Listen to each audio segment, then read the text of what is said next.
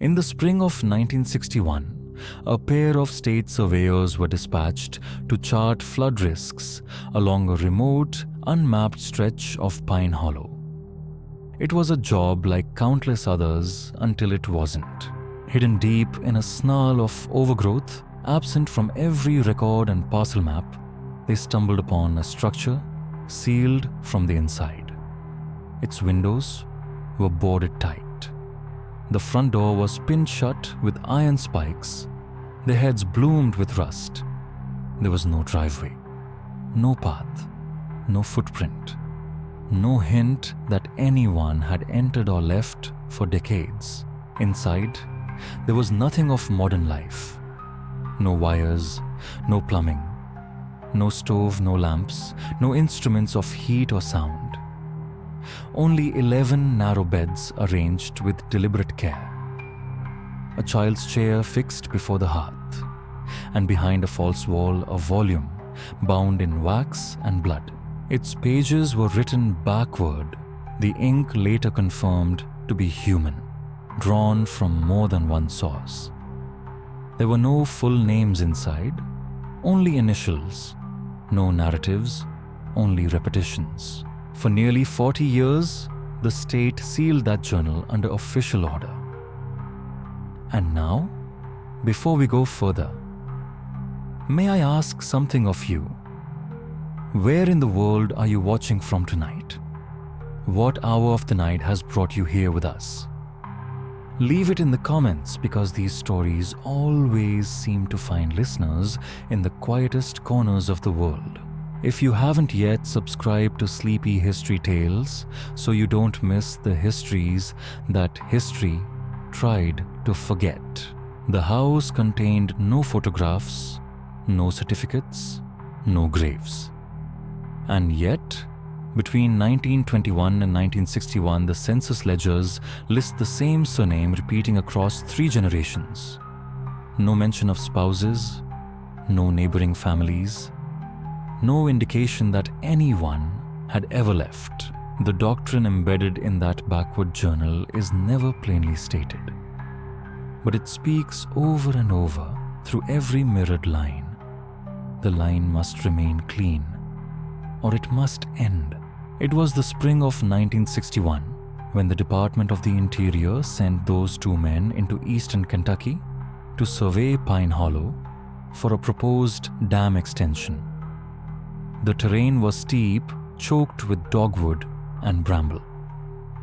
They followed the old creek bed for nearly 2 miles before noticing a rise in the tree line, unnaturally straight, almost geometric, like the stubborn spine of a chimney that refused to fall. The structure stood behind a veil of pine and locust, wrapped in shadows that shifted even under a cloudless sky. It was not marked on any county map. No mention appeared in the building ledgers dating back to 1899. There were no roads, no mailbox, no fencing. Yet, the house stood timber-framed eaves sagging under moss-thick shingles. Across the front door, a plank of rusted iron, fixed in place with 5 iron spikes driven straight into the threshold. The windows were boarded from the inside, and the few shards of glass still in their frames had been blackened with pitch. On the porch, moss had claimed the boards. Each step groaned like an old voice unused to speaking. There were no footprints, no ash in the chimney, no smell of rot or waste. But the air around the place was heavy. The younger surveyor checked his compass 3 times, as if he suspected the needle would eventually point toward reason. Circling the house in silence, they found no back door, only a sheer drop into a scrub-choked ravine. One upstairs window gaped where its shutter had been torn from within. On the eastern wall, a bare patch in the ivy revealed a carving in the clapboard, a circle split by an X. Beneath it, the faint outline of a child's palm. That night at the local lodge, the 2 men filed their reports. The elder surveyor omitted the house entirely. The younger enclosed a careful hand-drawn sketch with only one note scribbled in the margin, unmapped. Spiked shut. No signs of entry or exit. Cold.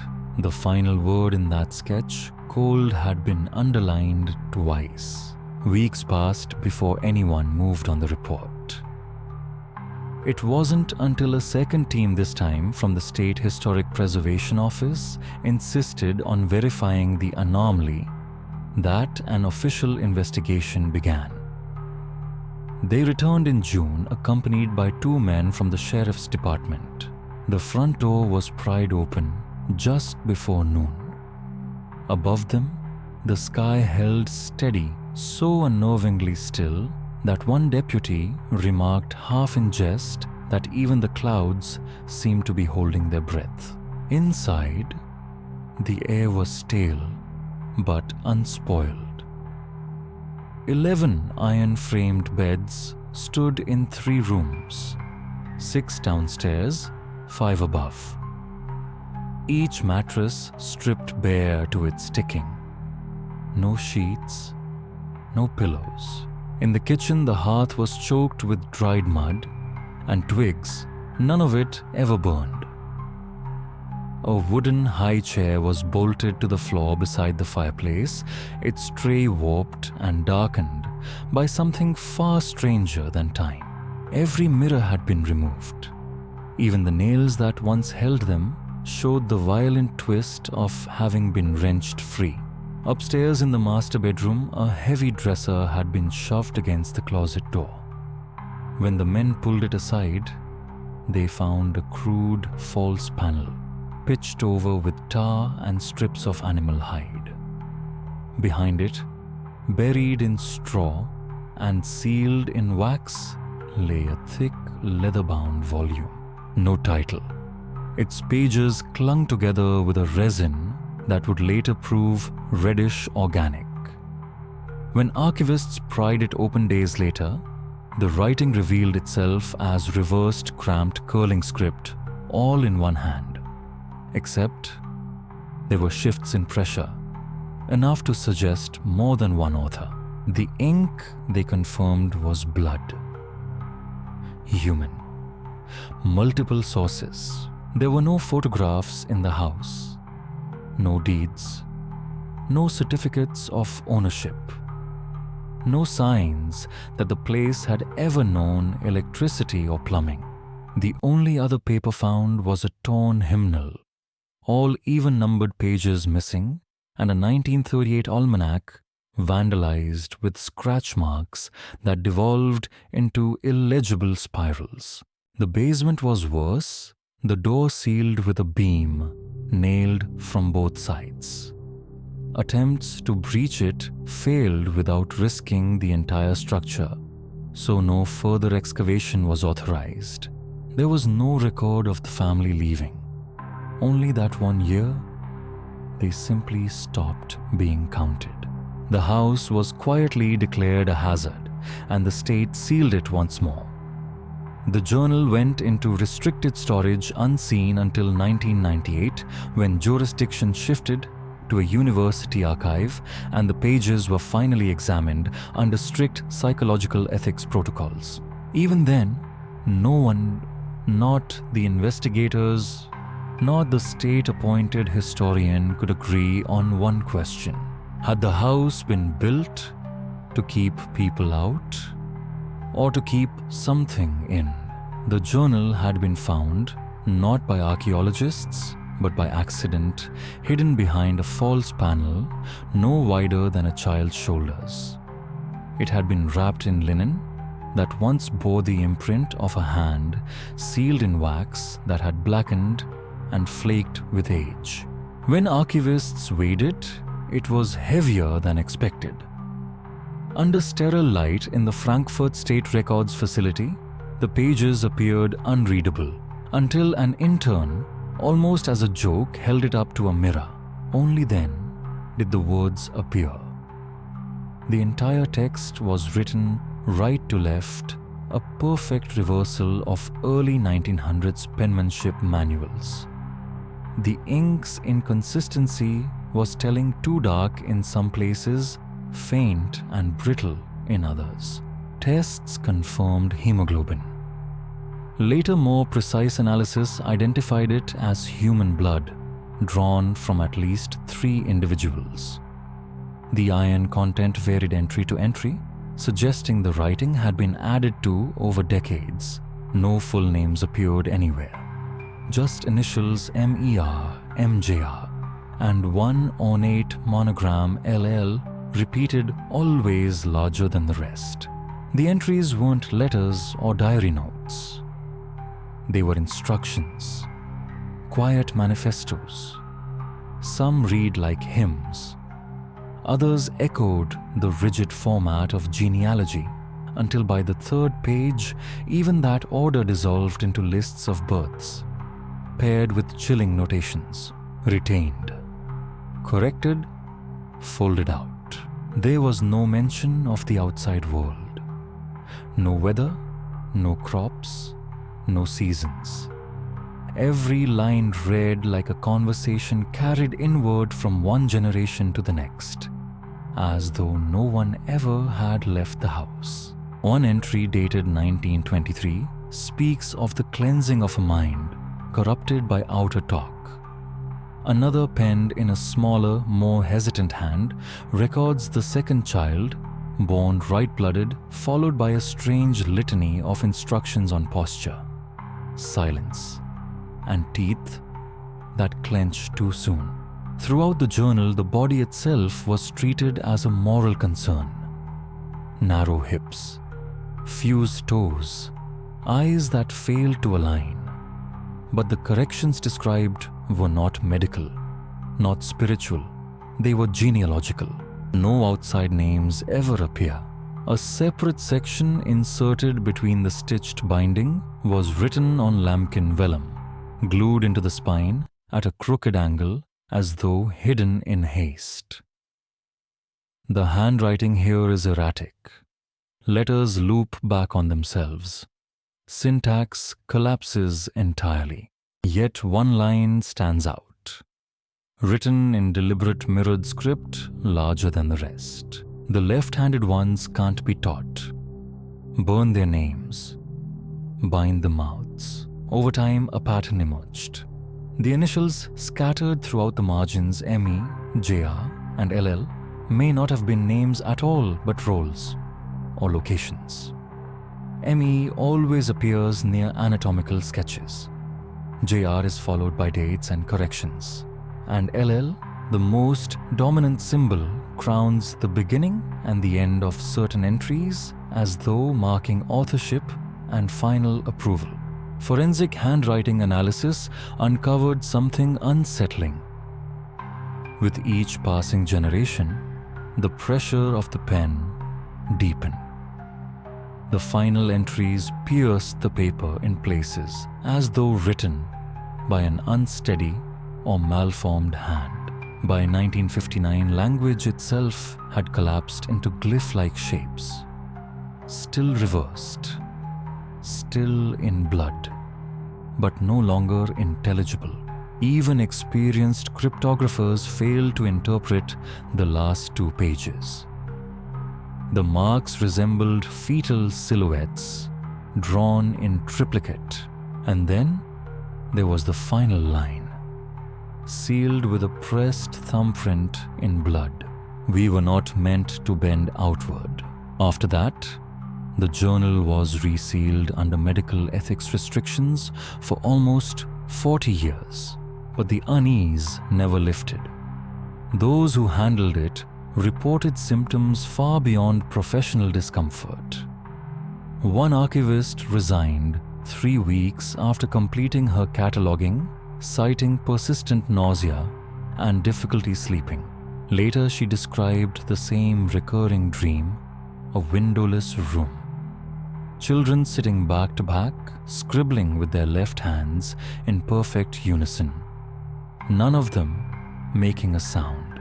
What chills researchers most even now is that across 4 decades of entries, despite changes in strength clarity, even what should have been the natural aging of the handwriting never deviates in style, as though the one who began the journal never truly died. The earliest pages carry a strange formality, as if the writer saw himself as a steward, not a participant, an observer documenting a necessary process. No family names, no prayers, no mention of place, only a phrase written over and over, reversed and underlined. Only the clean shall multiply. It recurs across multiple pages, flanked by initials and strange diagrams that later researchers compared to breeding charts more suited to livestock than human record keeping. There is no God here, no covenant, no redemption. The doctrine in these pages is not theological, it is anatomical. The preservation of the line, always referred to in the singular, is described in stark biological terms. Traits to amplify, defects to be removed, hair color, spine length, facial symmetry. The language is clinical, the tone absolute. No sources are cited. The knowledge seems to exist in isolation passed down by blood and written in it. One key passage, dated to the early 1920s through ink degradation, describes a pairing between 2 individuals marked with the same monogram, LL plus LL, second formation. No deviation in teeth, breaths evenly, no stammer, no names, no affection, no reflection. Just the record of a result. The tone is mechanical, precise to the point of inhuman, relieved only by the occasional marginal note. The line remains narrow. Narrow is strong. Later entries broaden this strength into behavioral criteria. A child who sang before sleep, unripe. Another who refused to eat boiled root, excised. The journal never explains what excision means, but faint rust-colored smears between certain pages suggest something was physically marked, redacted, or removed. The philosophy that emerges is not one of growth, but containment. Not expansion, refinement. Generation after generation, the line folds inward on itself until there is nowhere left to fold. Modern anthropology might call it a genetic bottleneck. Here it is framed as ascension. The fewer the variables, the fewer the flaws. The fewer the flaws, the closer one comes to what the journal calls lineal perfection. By the 1940s, the entries begin to suggest fractures in the household's cohesion. Multiple births are recorded in the same year, sometimes just weeks apart. Yet the mothers are never listed separately. Instead, each is marked with a glyph, an I crossed out. The fathers are never named. One entry reads, "The seed corrects, the womb adapts. All forms are retested." It's impossible to tell whether these words reflect belief, resignation, or something darker. As the decades pass, the language grows colder.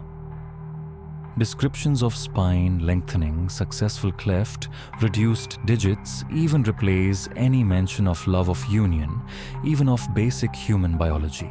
Mating is never called by name. It is referred to only as folding. Those deemed unfit are reduced to single letters FT or S.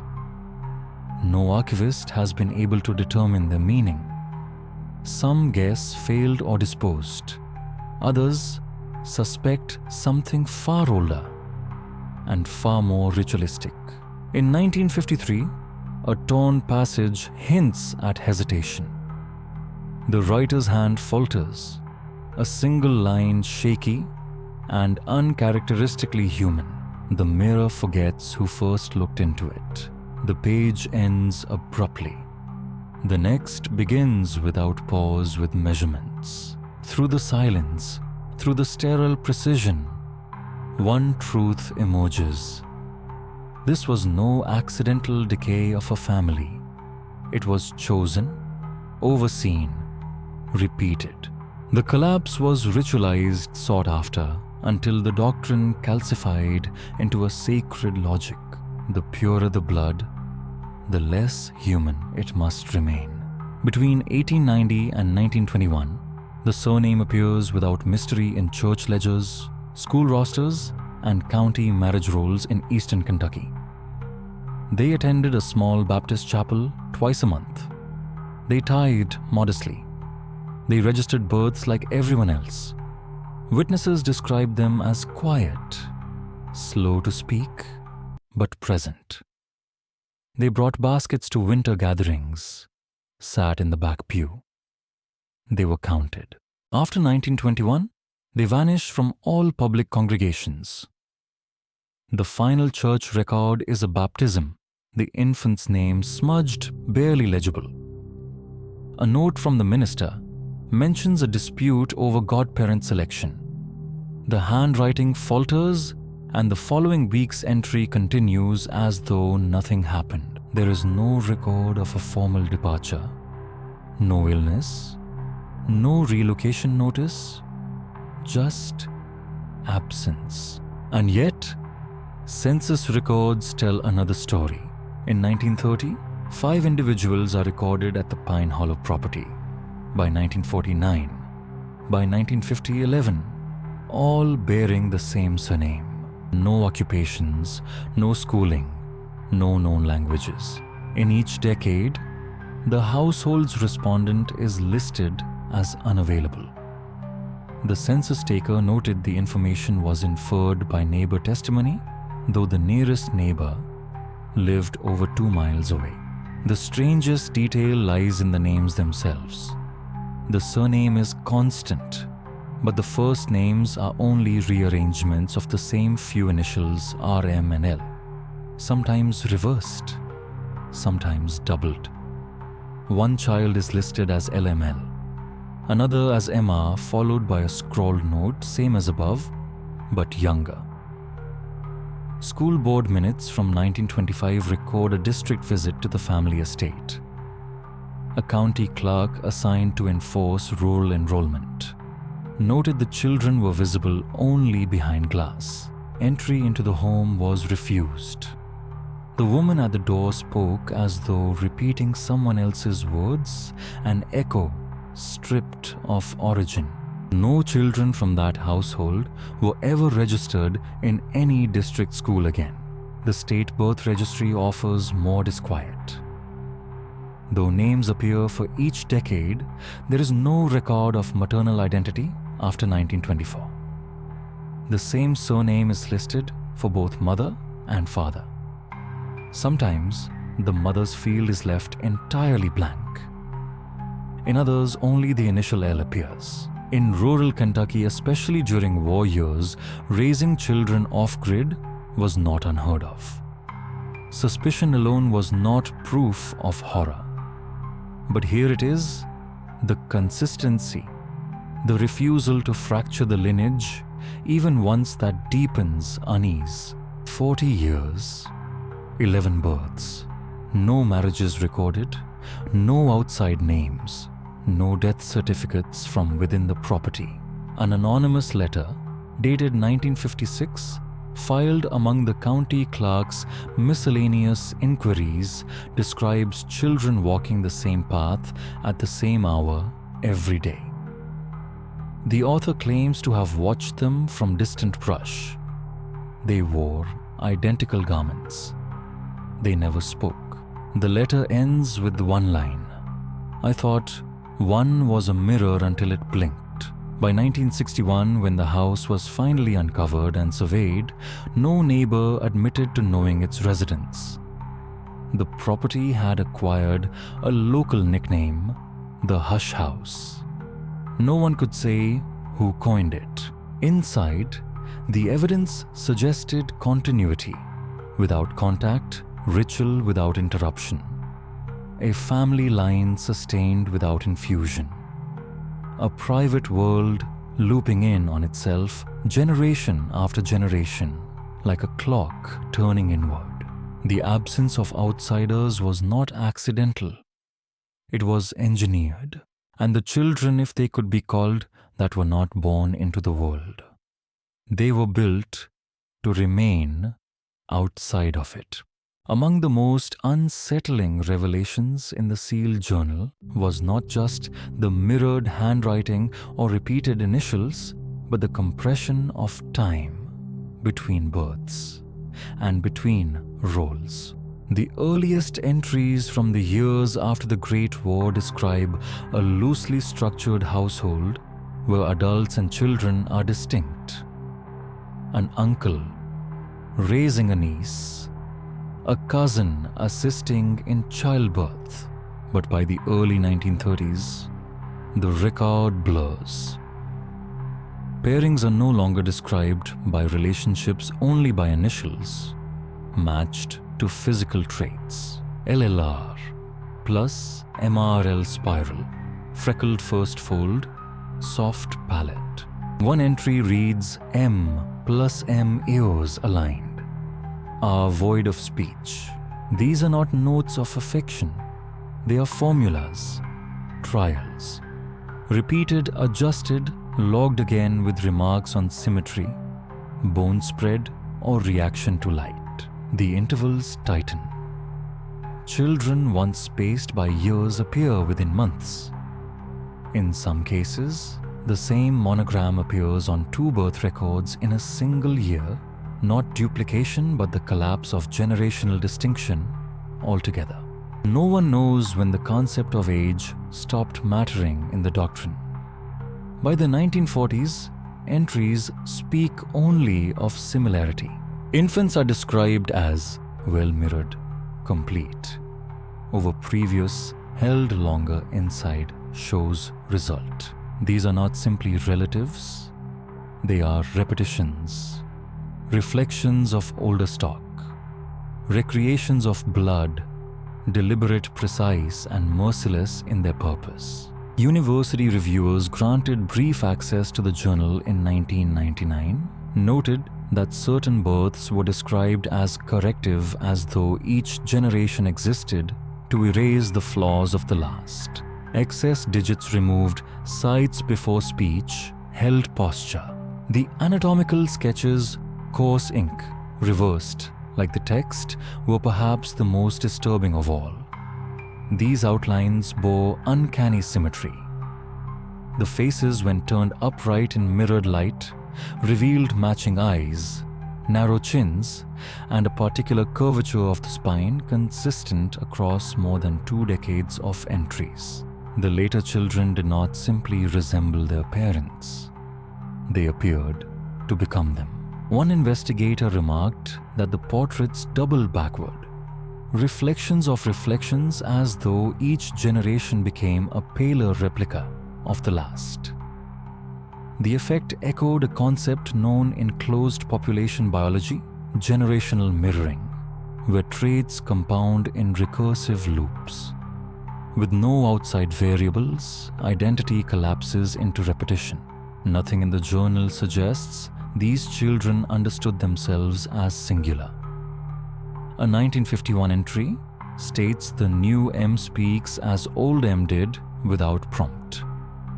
Later the same year, another entry describes a child who recognized herself in the mirror, yet did not react, not from confusion but from expectation. By the final decade, the journal becomes erratic.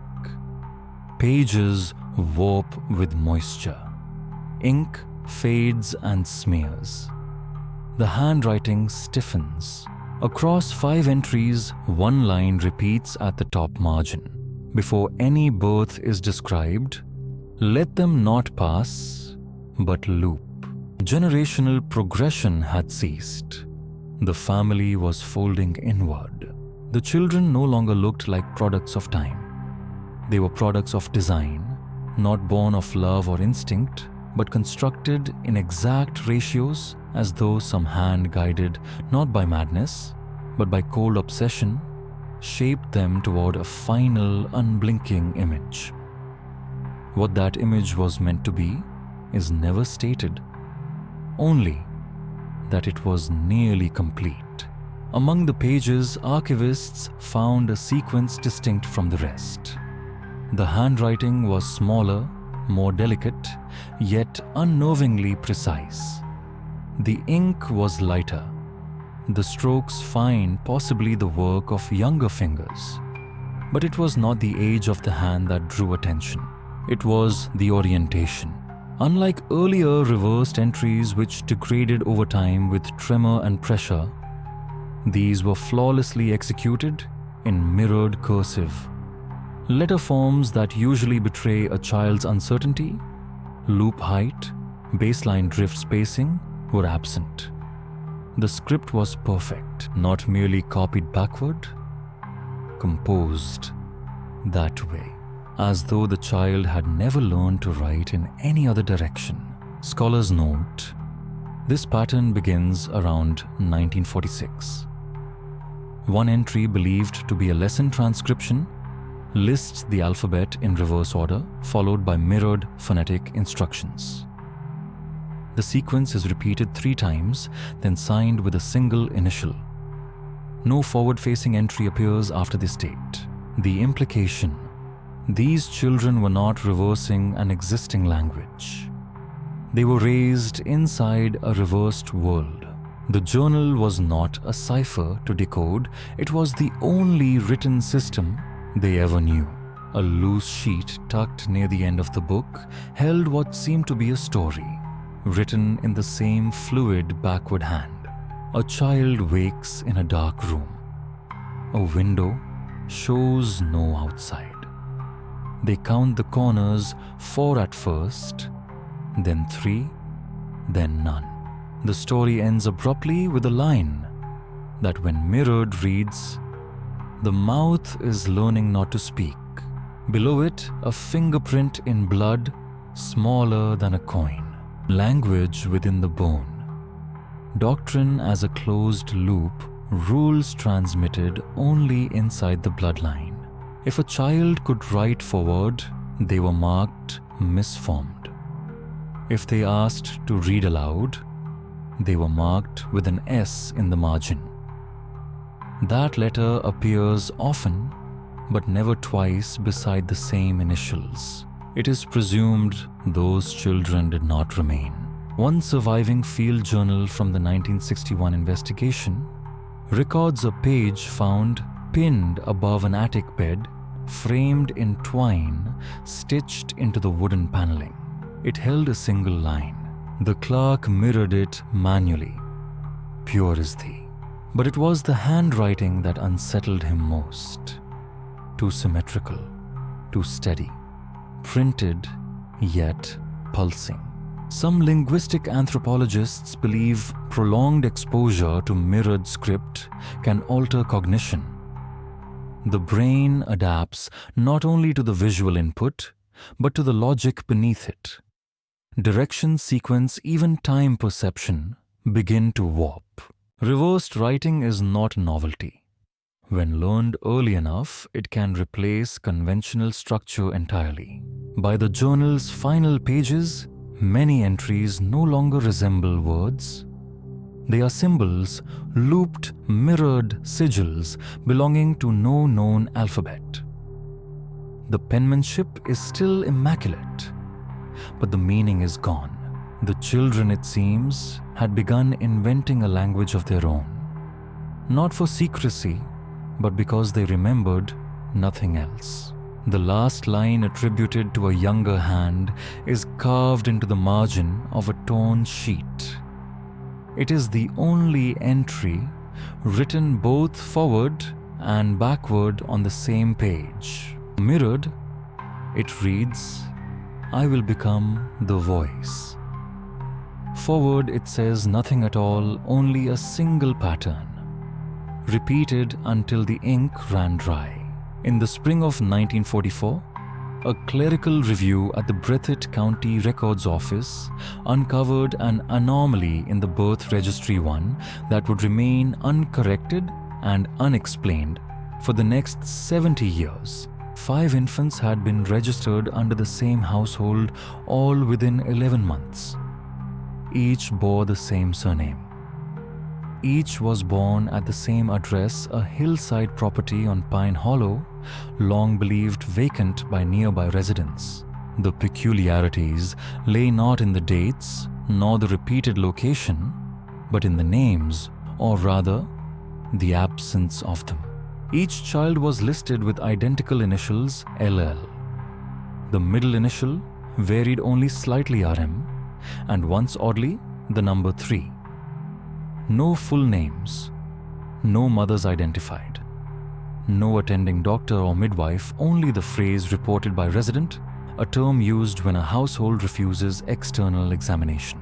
The ink in all 5 entries matched in age but not in pressure, suggesting they had been recorded at the same time, not in sequence.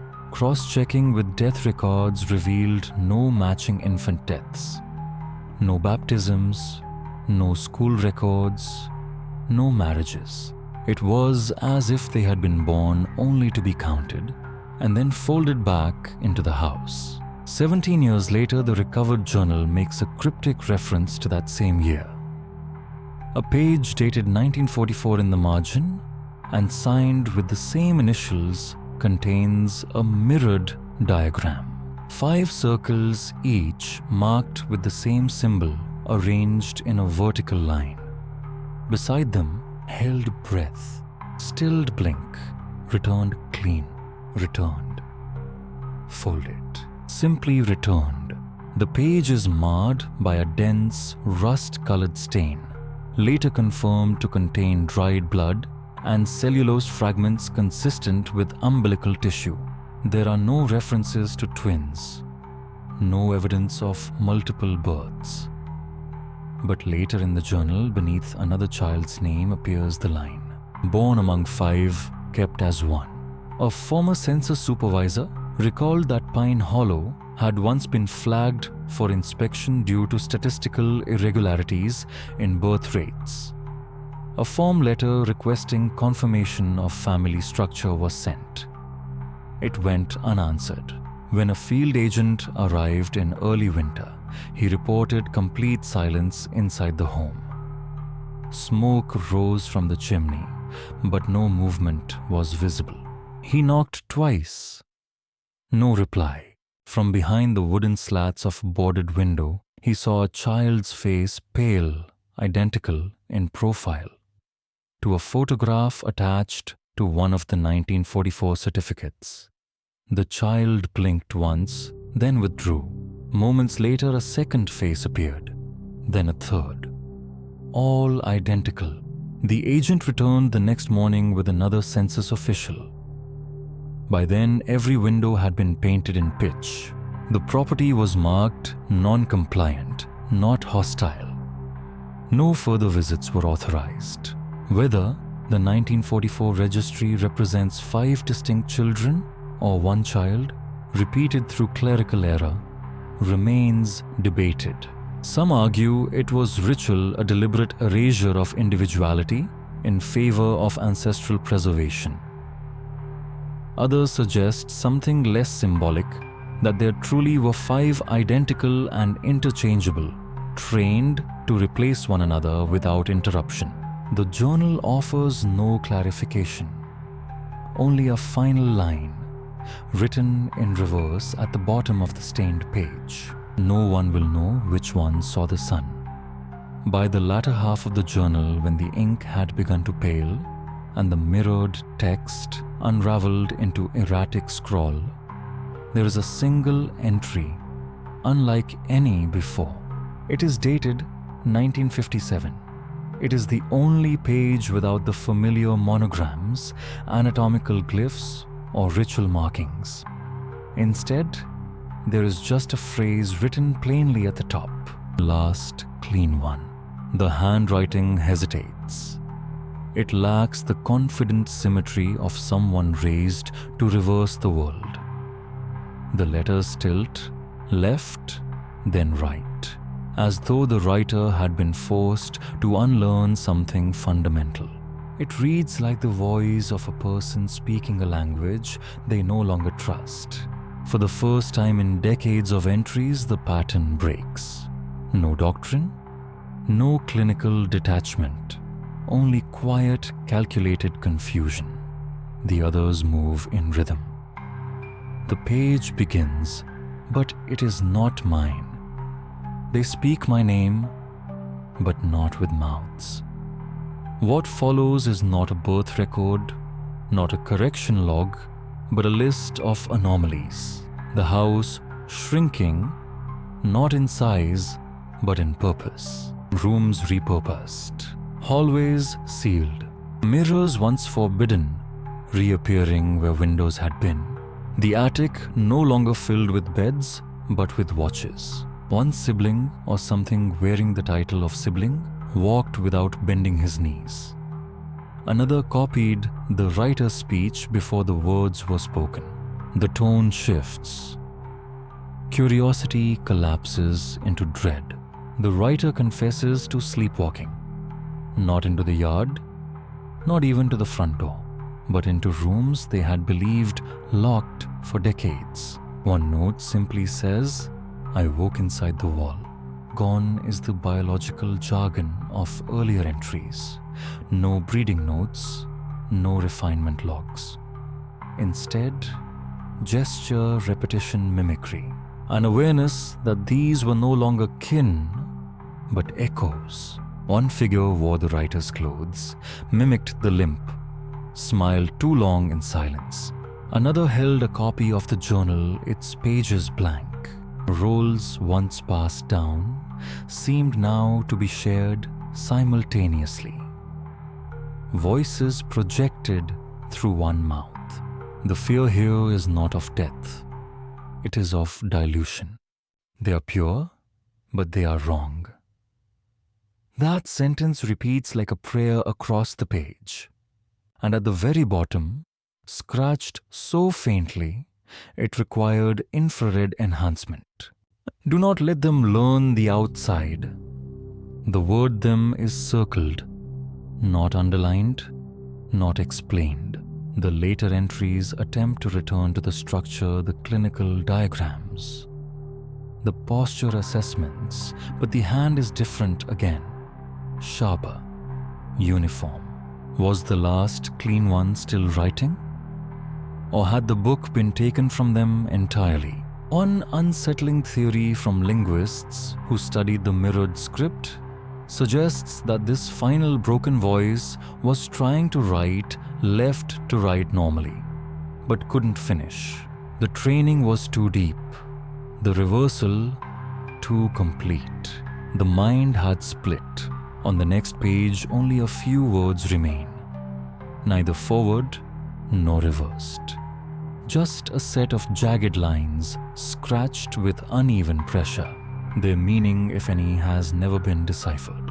Those who have handled the journal agree on one thing. This voice was not silenced by force. It was absorbed. And then there are the margins, those thin spaces beside the blood-written doctrine. That's where the most disturbing evidence gathers. Dozens of faint anatomical sketches. Some torn, some creased. No titles. No references in the main text. But they recur over and over. Outlines of heads, torsos, spines, limbs. Drawn in ink so faded that archivists once mistook them for water stains until filtered light revealed the truth. At first, they appear clinical. Measurements flank each sketch. Shoulder width, skull circumference, arm length, number of visible teeth, and beside those, numbers clipped little verdicts. Torso compressed digits, unequal spinal bend increasing. These were no idle doodles, No nervous sketches in the margins of a bored child's notebook. They were methodical. They followed patterns, tracked changes, and compared across decades as a breeder might with livestock. And over 40 years, a shape begins to emerge. The skulls narrow. The jaws retreat. The noses flatten.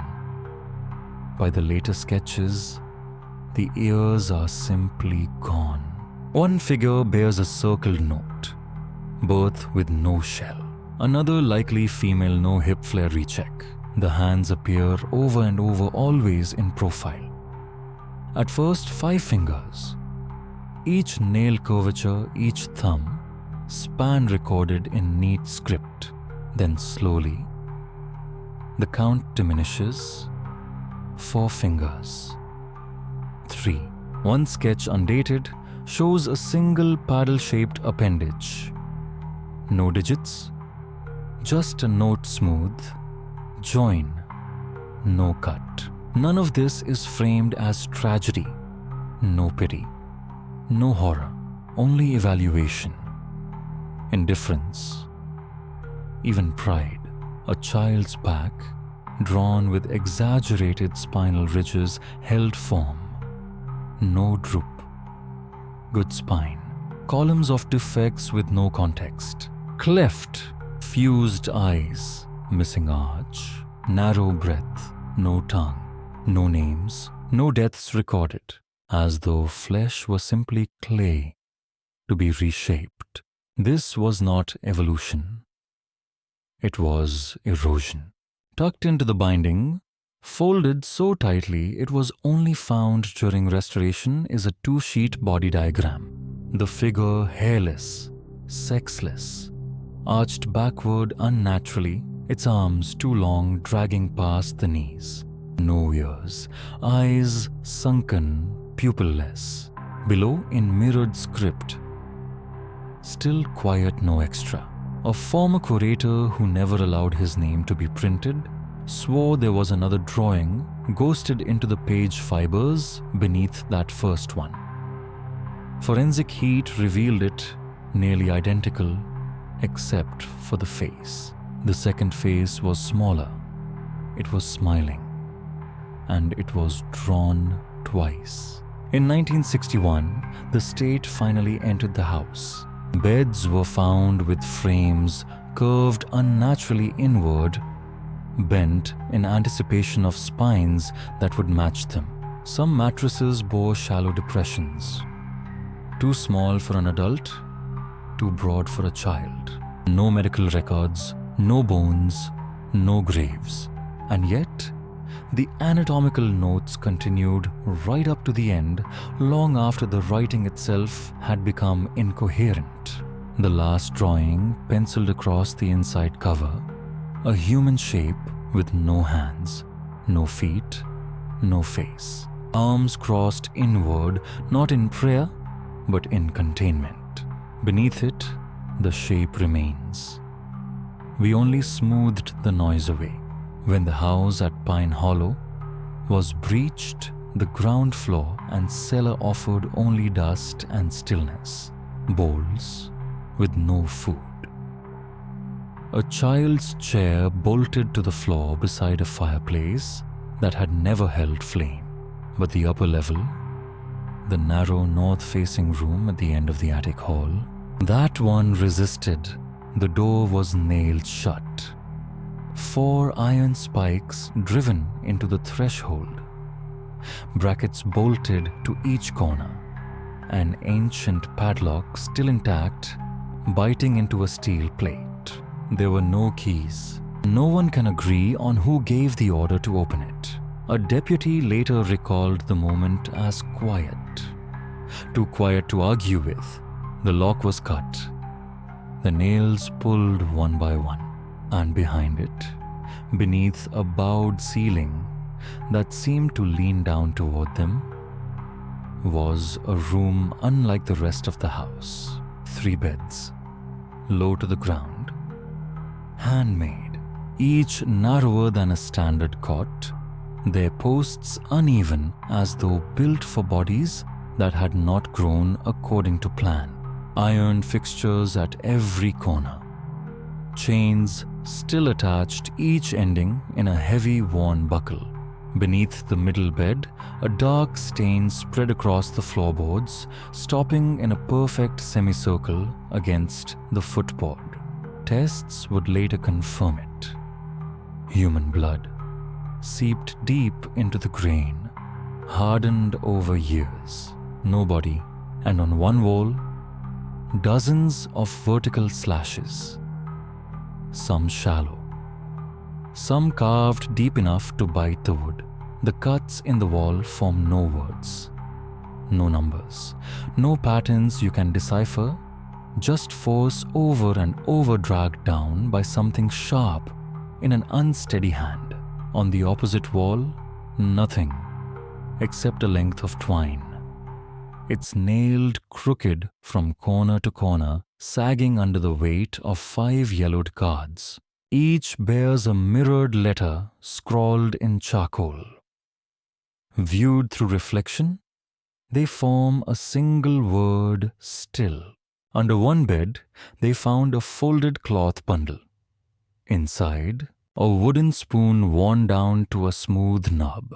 A scrap of paper mirrored handwriting dated 1955. When reversed, the message read, "The third is not like them. The third speaks without sound." The room had no insulation, no ventilation. Its single window was boarded from within. One board bore scratch marks low to the floor, evenly spaced, deliberate. Too deliberate for rodents, too low for an adult hand. The glass behind the boards was intact, but clouded from the inside. The surface was filmed over as if someone had pressed against it every day for years. No handprint remained, only the ghost of repetition. No one knows how long the occupants, if they were children at all, stayed in that room. No names on the beds, no voices remembered by neighbors. But the journal, 2 years before discovery, offers one possible reason. We hold what diverges. When the blood-stained floorboards were pried up, a shallow cavity was revealed. Empty, except for 3 strands of dark human hair, neatly coiled, knotted at one end. DNA testing decades later proved it didn't match the family. It didn't match anyone. Something else had lived there, however briefly. Something not of the line. And they had tried to correct it. The final entries in the journal are different. Gone is the precision, the mirrored doctrines, the measurements, the bone and symmetry charts. Instead, the writing becomes sparse, brittle, unsteady, ink faint in some places, rushed in others, like it was written too late with shaking hands. The family monogram L appears only once scratched into the corner. The rest is unsigned. The first of these closing passages simply states, "It has turned inward upon itself." No explanation, just the sentence floating alone on the page. Later, the writer seems to recognize that the doctrine of purity enforced for over 40 years had reached its end. The children no longer followed instructions, not because they refused, but because they no longer needed to. They were the doctrine now. Inheritance had collapsed into simultaneity. No teacher, no pupil, just one thing mirrored endlessly. They do not ask where they came from, one line reads.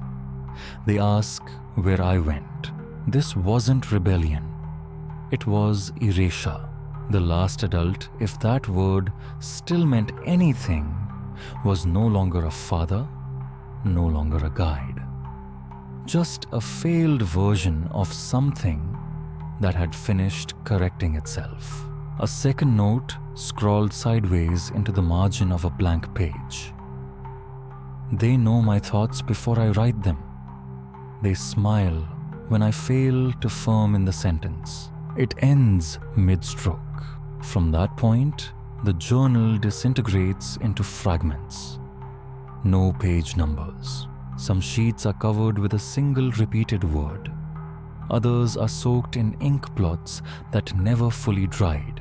One page is filled top to bottom with backward rows of the letter M. Across the top, in mirrored script, one will not blend. And then, the final full page. No doctrine, no ritual, only a warning. Seal the pantry, seal the stairwell, seal the attic floor, then seal the names, seal the memory, seal the blood, and at last seal the house. Let it be the grave. No one must survive the ruin. Underlined 3 times. The final stroke of ink in the journal cuts downward, slicing through the page into the margin and scoring the leather of the binding itself. When authorities entered the house in 1961, they realized that many of those final commands, seal the pantry, seal the attic, seal the blood, had been carried out. Rooms were nailed shut. Hallways blocked with collapsed furniture. The pantry, not food, but stones. Every mirror, just as earlier notes had warned, was either smashed, blackened, or removed entirely. Even the small fireplace had been packed tight with hay and lime. Only the front door remained untouched, as if it had been left open for someone to find, on purpose. Inside the closet on the back wall, they found a message not written, but gouged into the wood with something sharp. The letters were crude, reversed, but still legible once mirrored. We could not be buried, so we became the house. No human remains were found, but there was blood in every single room. Some stains were old, others recent. One long smear ran from the base of the attic door down toward the stairwell and stopped halfway. No footsteps, no drag marks, just an ending. Whether the last writer truly sealed the ruin will never be known. By the time Pine Hollow was rediscovered, the house had already been erased from the outside world. Not demolished, not rotting in plain sight. Erased as though it had collapsed inward, not in wood or stone, but in family lines. And if any of the children survived, they didn't leave. They stayed. They waited. When the journal was found in its hidden cavity, it wasn't turned over to newspapers or museums or public archives. It went straight into temporary custody with the Kentucky State Archives. But behind closed doors, they gave it another name. Object 01 to you. Transcription began. 4 weeks later, it stopped. 3 archivists and a forensic linguist submitted confidential memos. They called the contents non-narrative, ethically volatile, psychologically corrosive. They said the journal wasn't a diary, or a ledger, or a medical record. It was a closed system of thought, a thing that operated entirely by its own rules. One examiner requested psychiatric leave after dreaming night after night of mirrored hallways and children who didn't breathe. Another said that reading the mirrored script felt like reading herself, backward. Within a month, a petition was filed to classify the journal under Kentucky Medical Ethics Clause 20(b), an almost forgotten statute meant to lock away records of extreme mental illness and unsanctioned procedures. It hadn't been used since the 1920s. Approval came in 2 days. From that moment, the journal vanished from the public record. It was moved to a sealed container.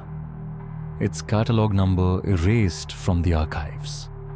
Its new location hidden inside an unmarked annex, the same place they keep artifacts with no legal origin, no press release, no announcement.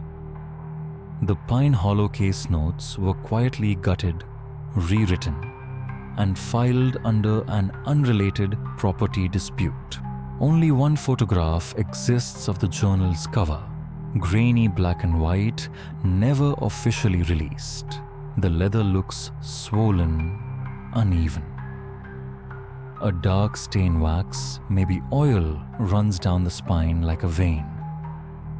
And at the top corner, blurred but still visible, is the impression of a single fingerprint in dried blood.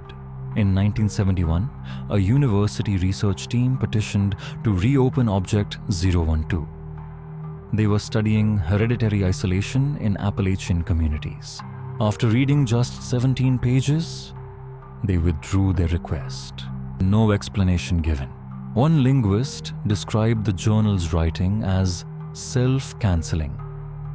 He claimed, "The deeper you read, the more you began to forget what you'd just read. Not like losing your place in a book, more like the book reaching back and erasing it from you." Another researcher who left the project without warning once hinted that he had seen a shape in the language. When pressed to explain, he only said, "It's not a book, it's a behavior." And with that, the journal was resealed. Over the decades, Pine Hollow's legal status shifted like a ghost in paperwork. Listed then delisted from tax rolls, shuffled between agencies for ownership confusion. Satellite images showed no roof, cave-ins, no rotting beams, no sign of collapse. The house was still there, still standing, just hidden beneath a skin of overgrowth. Then, in 1996, it was erased from the state's own records entirely. There is no trace of the family's name in Kentucky's genealogical index. Their census entries exist but redacted. No first names remain, only initials, and even those change from one document to the next. As though the lineage wasn't simply forgotten, it was withdrawing. The final official mention of the journal comes in a 1983 ethics review panel. They call it Subject Text 0. The unsigned conclusion reads, "Exposure to the material does not teach. It replicates." When investigators first entered the Pine Hollow homestead in 1961, its silence suggested abandonment. But the arrangement of the rooms told another story. Beds made, bowls stacked, chairs bolted to the floor. It looked ongoing. Birth records suggested at least 11 children were born here between 1922 and 1959. 6 adults at minimum, though never named. Yet, there were no graves, no headstones, no shovels, no ashes. On the 3rd day, they began excavating. The land was uneven but untouched. No burial mounds, no markers, no depressions. A clearing 60 yards west of the house showed signs of decades-long exposure, but no tools, no clothes, no bones. Only rock and pale roots, thick ones tangled and shallow, spreading out instead of down. Shovels struck resistance almost immediately. Limestone dents and near the surface, knotted through with root systems coiled in mirrored symmetry. Nothing gave way. Not bone, not artifact, not ash. Years later, ground-penetrating scans revealed something stranger still. The earth wasn't layered like normal soil. It spiraled stone wrapping around pockets of dry dirt, like a funnel. A geologist described it as not a graveyard, a seal. The journal entries were clear.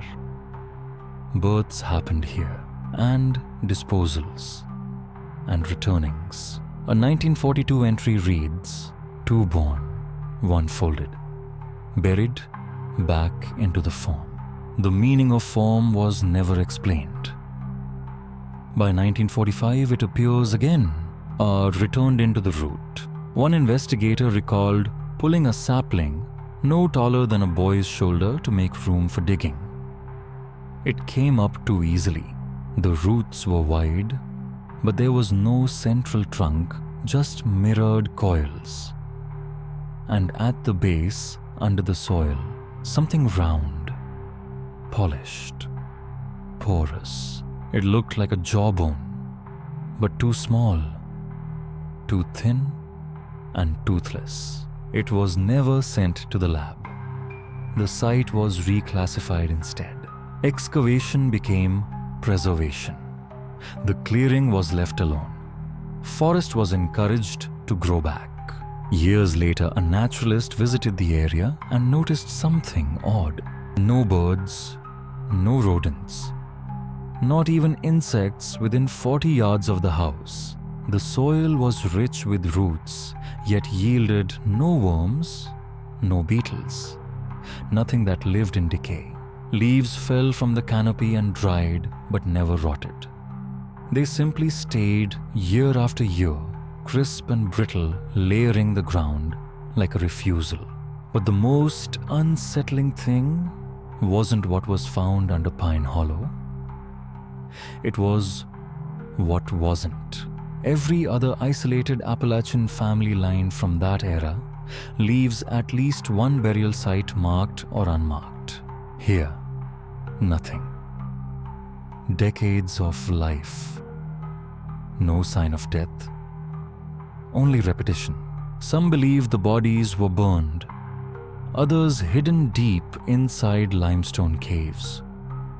But one unofficial note from a county worker in 1978 offers another possibility. Around the western edge of the house, in a place where no light reached, where no seeds were ever planted, he saw dozens of wildflowers blooming. The petals, he wrote, were the same pale shade as an infant's gums. He never went back. No forensic proof was ever pulled from the Pine Hollow soil. And yet, the ground feels full. After the Pine Hollow Journal was locked away, its contents stayed buried, not just in archives, but in law. It was sealed under ethical statute, housed in a restricted annex. Only fragments escaped, paraphrased, redacted, passed quietly between forensic anthropologists and linguistic theorists. And from those fragments, a new hypothesis began to take shape. They called it the mirror generation theory. At its center was a simple, unsettling idea. By the second generation, the Pine Hollow family had stopped changing. For 40 years, deliberate inbreeding narrowed their genetic pool not toward collapse as most closed populations face, but toward eerie repetition. At first, it showed in the body. Birth records list the same features reappearing again and again. Fused fingers, bowed spines, molars forming in mirrored patterns, earlobes detaching the same way. But the real shock didn't come until 2001, when a linguistics consortium working from unauthorized scans began to partially transcribe the journal. That's when they saw it. Phrases, prayers, thoughts, casual observations repeated word for word across entries separated by 20, even 30 years. These weren't copied.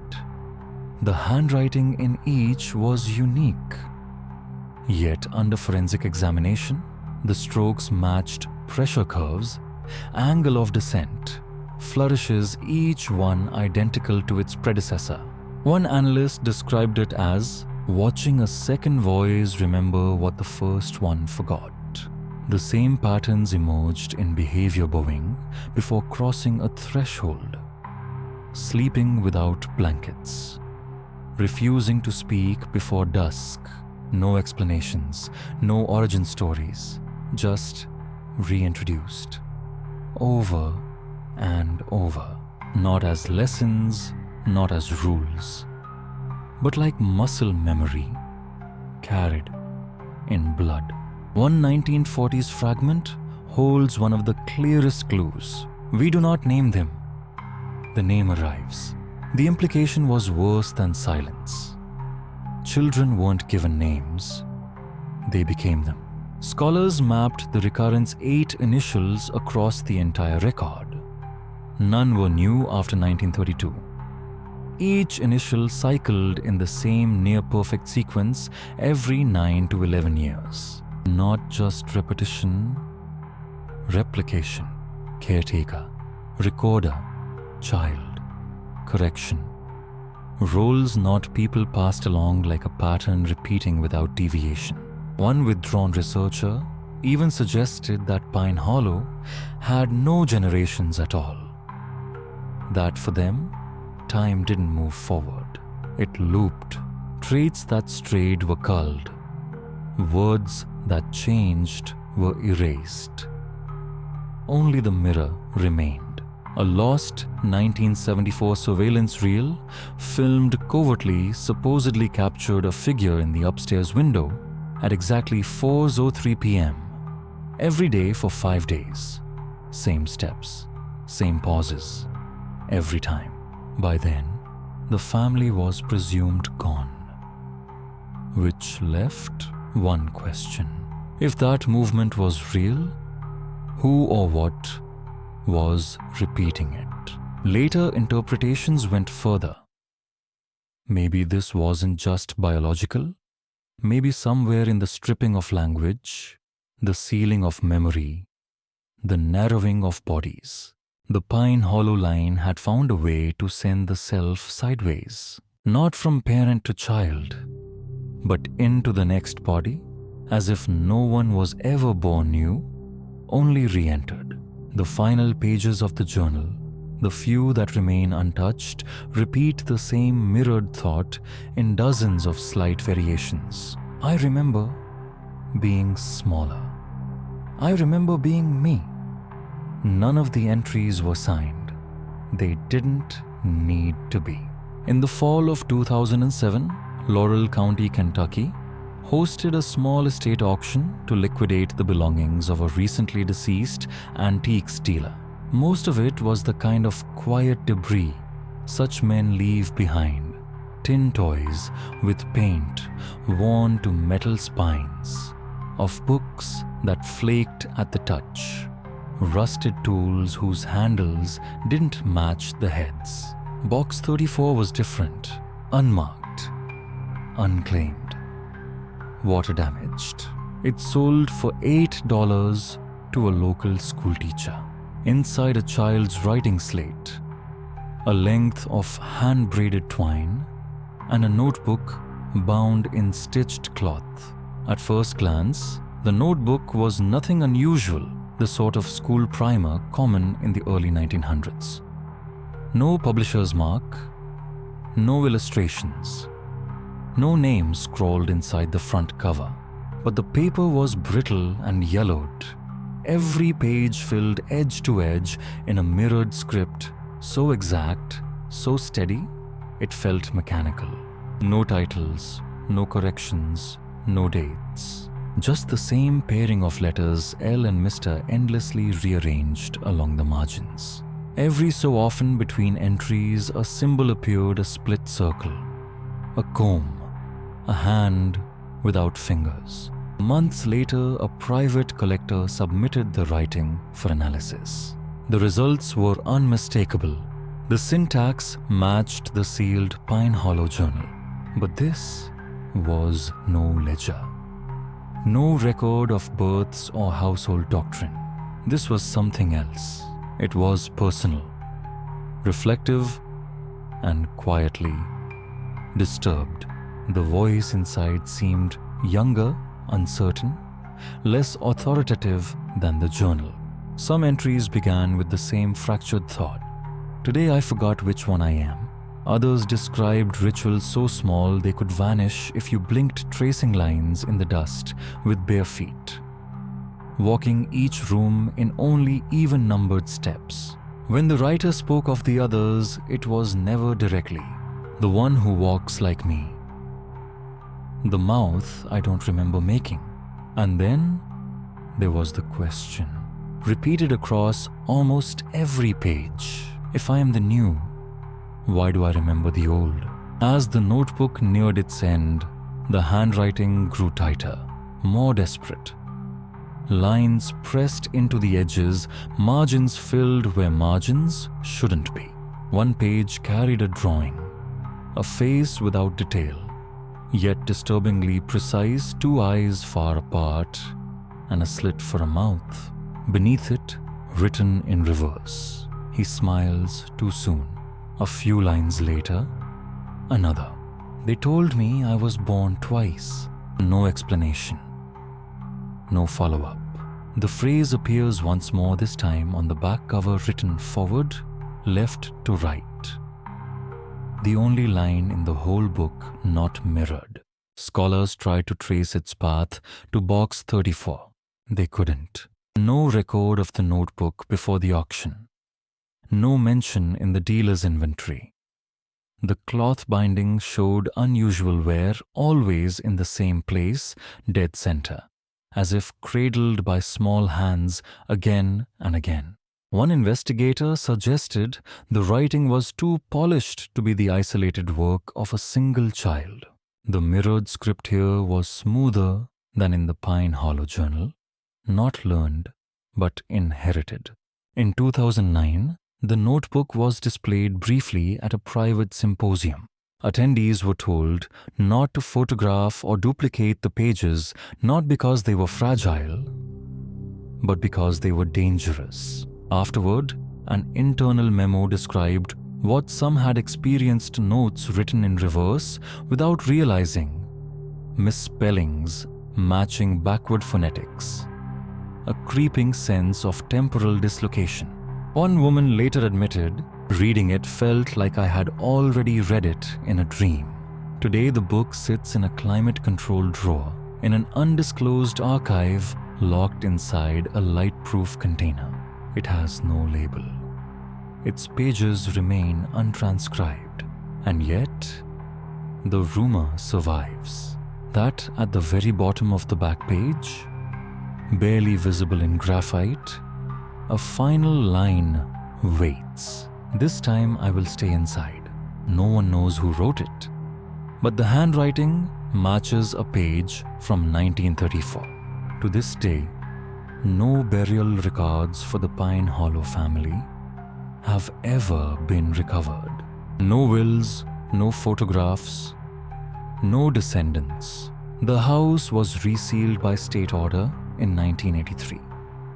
The journal, both volumes, remains locked under restricted access. Some believe the bloodline ended with that final entry. Others are less certain. Thank you for walking with us into this forgotten corner of rural American horror. Before you leave, tell me, where in the world are you listening from? And what time is it right now as these words reach you? Let us know in the comments. And if you haven't yet, subscribe and stay with Sleepy History Tales for more unearthed histories and hidden truths from the shadows of the 19th and early 20th centuries. The next file has already begun to open.